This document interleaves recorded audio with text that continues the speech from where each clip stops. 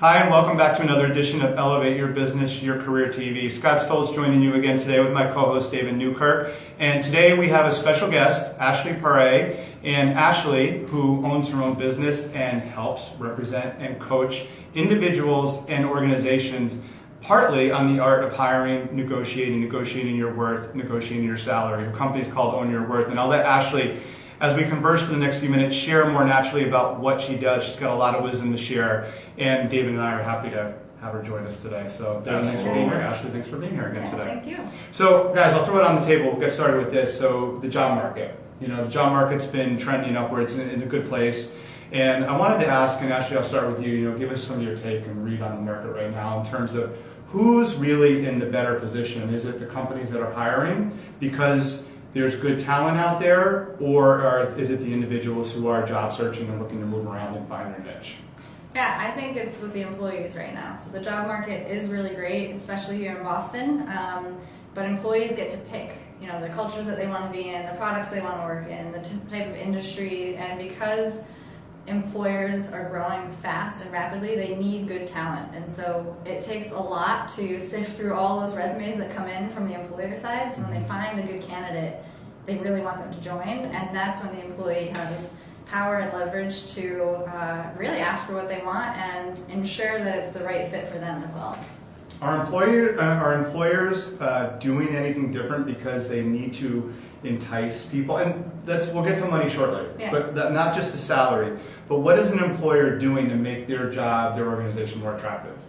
I think taking care of culture is really, really key. And it's more and more important to people when they join an organization, not just about the role, but what type of people are they going to be working with, what type of career development opportunities, do they care about the employees that are there? So I think culture and not only being named a top place to work, but do they have maternity and paternity benefits? Like how do they actually treat their employees? Flexibility. So I think it's more about the culture of and the community in an organization that's really become a big decision factor in where employees spend their time and who they work for.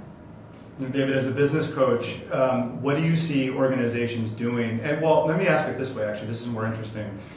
Do you see organizations putting a lot of energy and thought into what Ashley was just walking us through? Because I meet people all the time in business, and their focus is on, I gotta get clients, I gotta grow the business, I gotta make more money. Are they focused on the right culture and doing the right things to bring good employees in? Yeah, in my experience, I'll be interested to see what Ashley says, but in my experience, the more formed and mature organizations are not as stressed about just all business development and as a smaller organization that's in startup mode where it's all about revenue, which stabilizes the business, which is the number one objective. And the large organizations have an HR department, et cetera. But what I do see is that everyone is concerned about employees for different reasons. The more mature organizations know for retention purposes, and the cost of losing a really valued employee is much more expensive than just losing them. The cost of acquiring similar talent and trying to bring them in and have the same type of results is really hard because they're trying to outbid, to Ashley's point, through benefits and salary to win somebody in. So it becomes very, very hard. So the talent they want is limited and scarce. Relative to what they could lose and get back. I think for smaller organizations, it's a different atmosphere, different environment. So I think there's more hands-on with ownership and with employees, and there is an importance level of wanting to take care of employees, but not so much in a layered bureaucratic way and structured way, but more hands-on. And I think to add to that, the smaller companies, startup mode, or 250 people or less, it's really about finding the right fit. Because a lot of the roles may be the first time they're hiring for that role. So I think the culture it's different for sure in terms of sometimes the company just needs that person to fill that role to grow the business. And so it's that delicate balance between culture and then finding the right people to do the job. So let's pivot for a moment on the individual. Given what you both just said, what would you, and Ashley, I'll start with you, what would you coach, and I'd love to hear, David, your take on this too, what would you coach an individual who's looking at 2, 3, 4 organizations, and they're in a good situation, like they're actually being recruited by a couple of these companies. What do you tell them to look for? I would start with, what's important to you, right? What do you want in terms of your career, your where you are in your life, your career level, right? What's important? Is it pay? Is it flexibility? Is it opportunity for growth? Is it opportunity for more responsibility? So for me, it starts with the individual, like what's most important to them.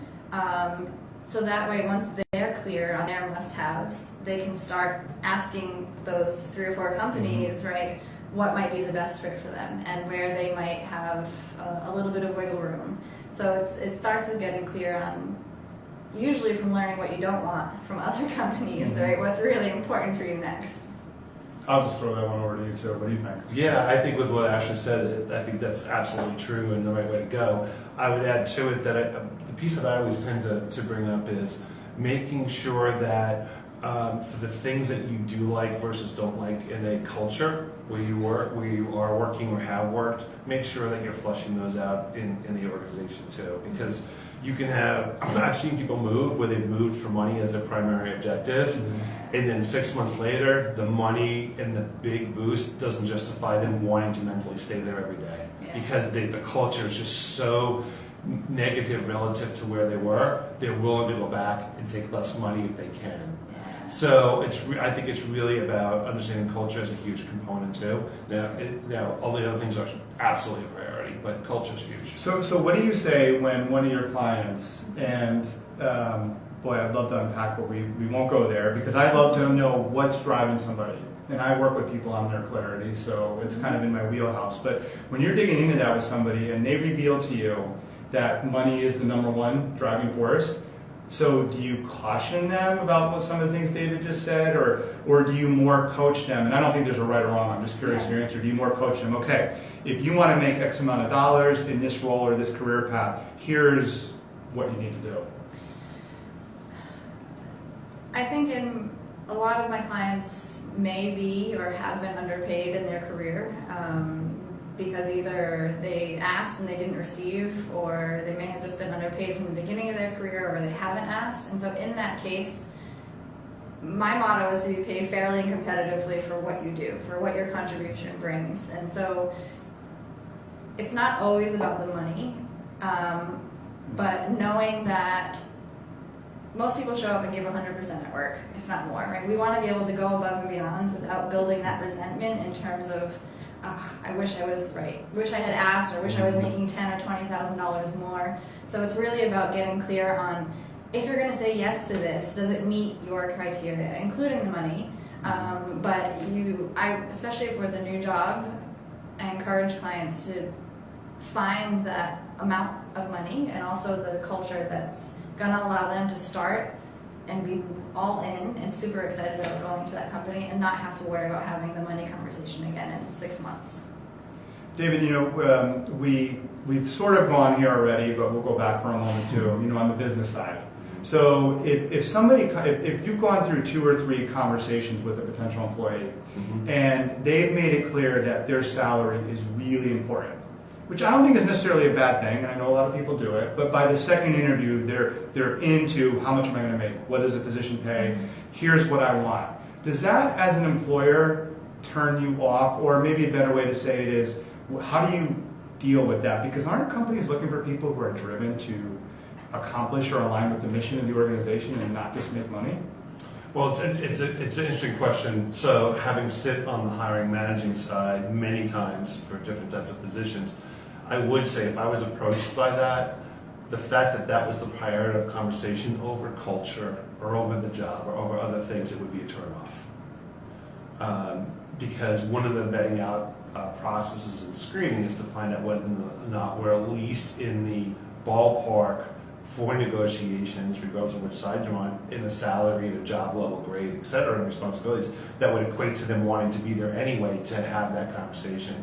But having that be the emphasis means that they're not really focused on the things that are why I would want to hire somebody. That is, I think, later on in the process.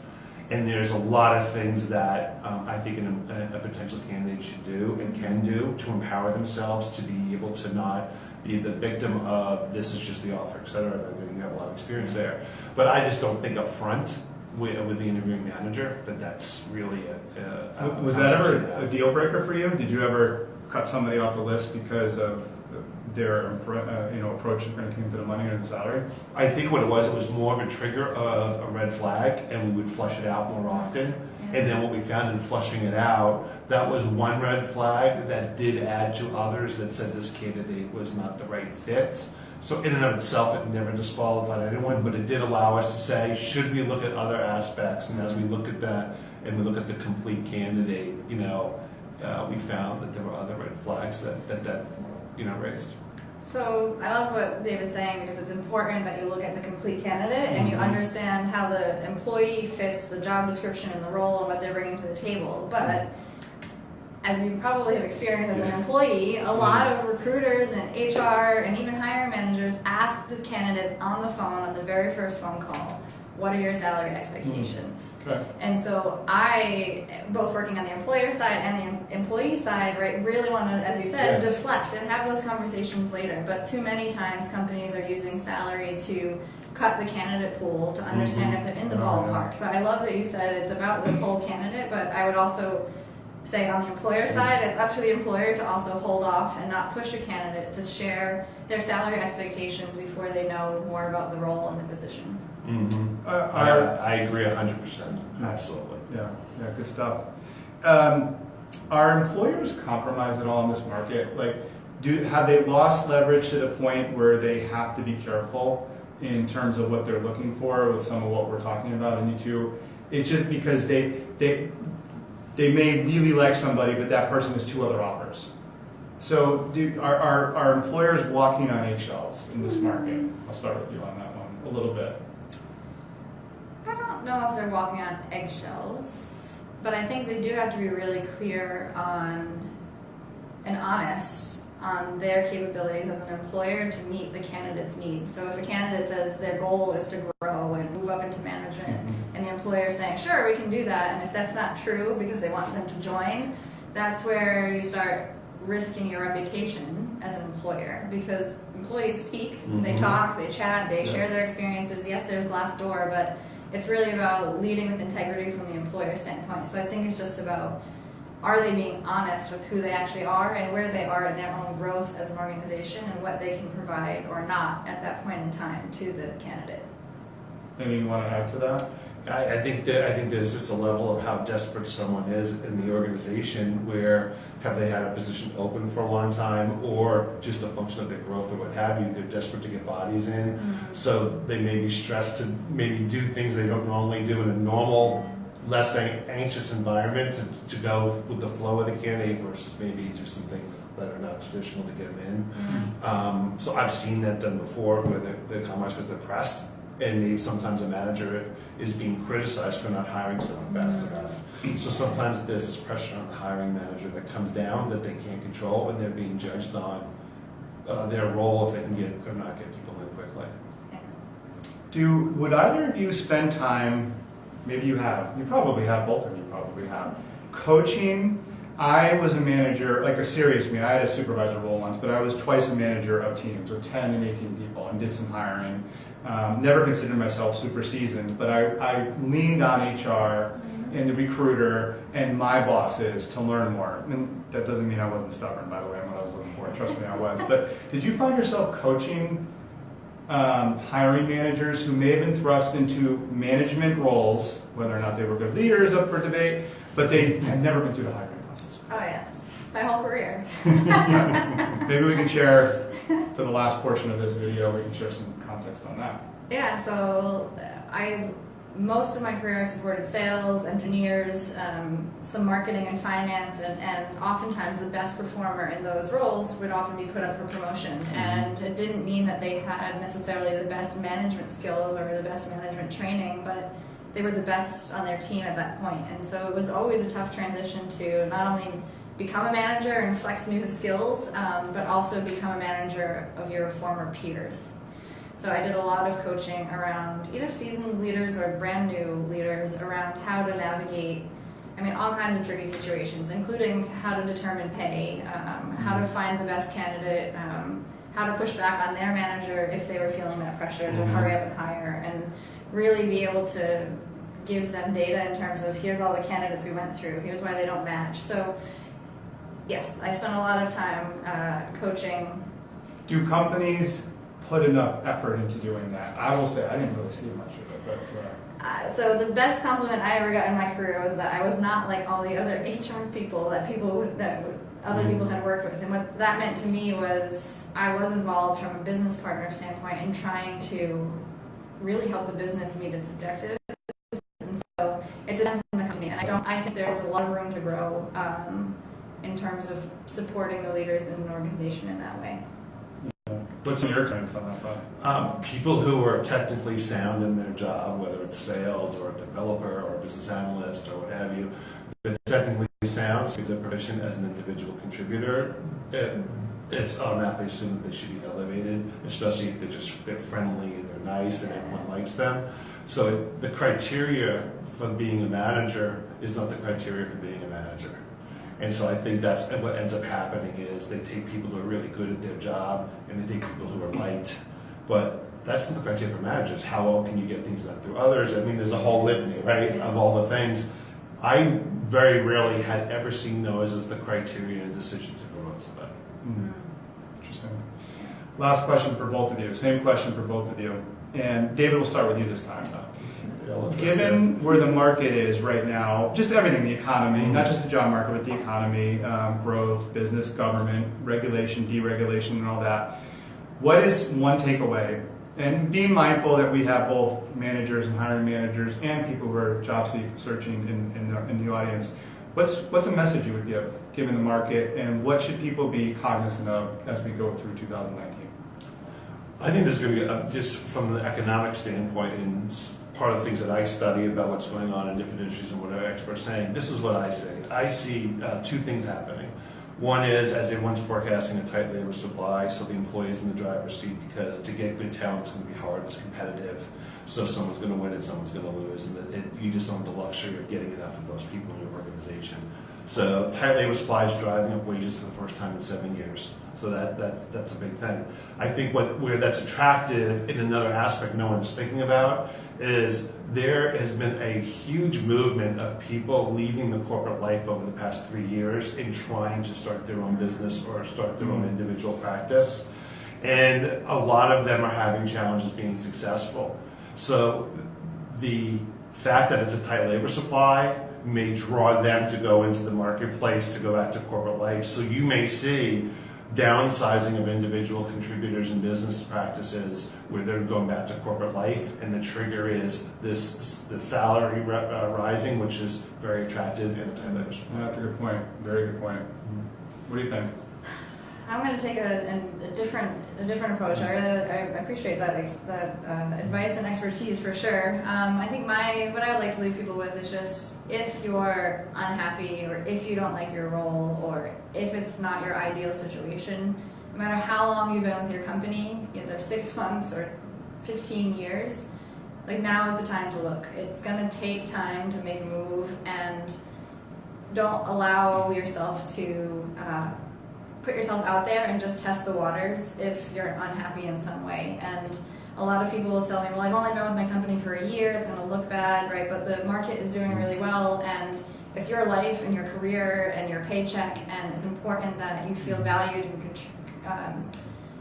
that you're making a great contribution. So don't wait, go for it. It's your life and career, and take advantage of the good market that exists right now. I definitely like the don't wait, go for it advice, for sure. So, Ashley, let's wrap with this.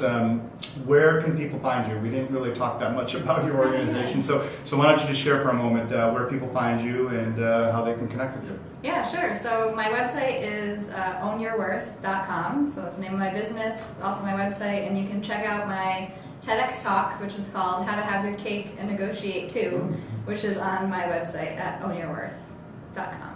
Awesome. Thanks, Scott, for having me. Oh, you're welcome. Thanks for being here. Yeah. Reach out if you have any questions or thoughts based on this great conversation or coming from this great conversation. Ashley, David, jump on top and throw some questions out anytime. Thanks, guys. Thank you. Bye-bye.